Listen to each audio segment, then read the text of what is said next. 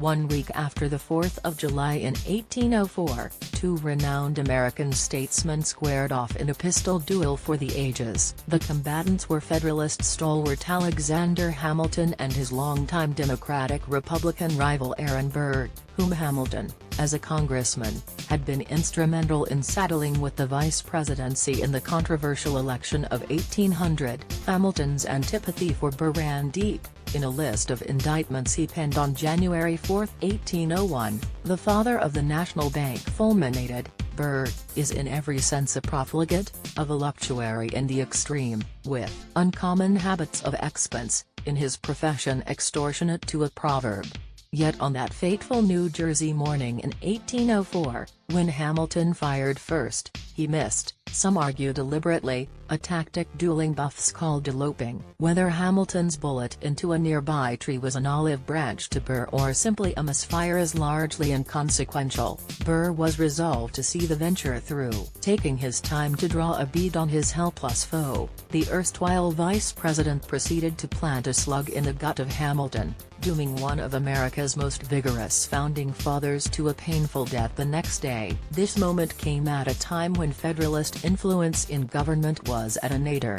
Hamilton's demise was little mourned by the Democratic-Republican nabobs in Philadelphia. Not till after the Civil War would Hamiltonian ideals of a strong central government again take hold of the nation. The tragic saga of Hamilton, brought to vivid life by Lin-Manuel Miranda's blockbuster hip-hop musical, is the subject of a brand new exhibition opening at Washington, D.C.'s National Postal Museum on May 25 in coincidence with the Kennedy Center's staging of Miranda's Hamilton. At the crux of the new exhibition will be the very firearms Hamilton and Burr aimed at one another in July 1804, never before displayed in the nation's capital. Yet the pistols are just the tip of the iceberg, says philately curator Daniel Piazza, overseer of the show. Hamilton and Burr's early morning showdown has re-entered the public consciousness thanks to its pivotal role in Lin-Manuel Miranda's musical.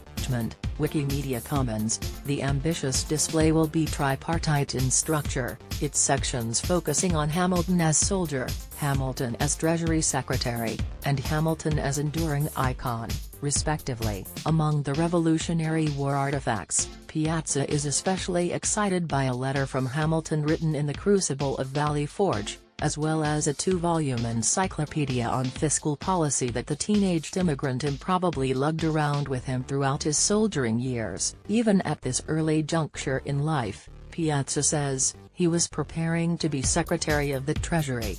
Piazza adds that this degree of precocious scholarship was very rare, even in the 18th century, especially given the fact that Hamilton the Revolutionary Warrior clearly had other responsibilities on his plate. The middle section of the exhibition focuses on Hamilton's tenure as Washington's Secretary of the Treasury, using correspondence with the Customs Service to illustrate the extreme extent to which he kept tabs on the nation's imports and exports so as to better craft monetary policy for the nation. Piazza says he was easily the best-informed member of Washington's cabinet, and it was an illustrious group. Hamilton and Burr's pistols bring an emotional close to this segment and transition the exhibition to Hamilton's legacy, which Piazza says has been as controversial and ever-changing as his reputation in life. This final section is dedicated to a number of commemorative postage stamps, an honorary bust, and specially minted coins, shedding light on periods of Hamiltonian appreciation from the Reconstruction era up to the present day. The large exhibition will be up through next March, but Hamilton and Burr's pistols, on loan from J.P. Morgan Chase & Company, will only be on view through June 24.